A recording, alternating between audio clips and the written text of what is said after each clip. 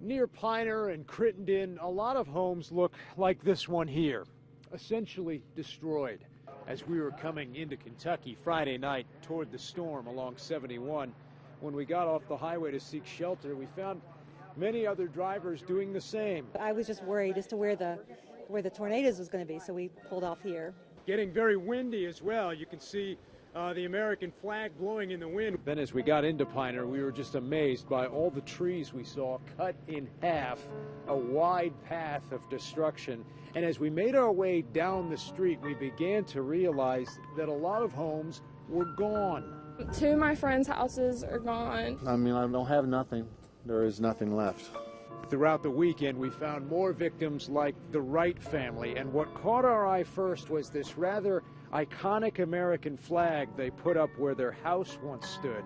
And as we got closer, we were amazed by what we saw, really by what we didn't see, which was any trace of their house. The frame, the whole thing was gone, and it was a two-story home that had been there, just picked up and blown away. He actually saw their house and barn just get picked up. I'm happy to be alive. By the grace of God, spared my children.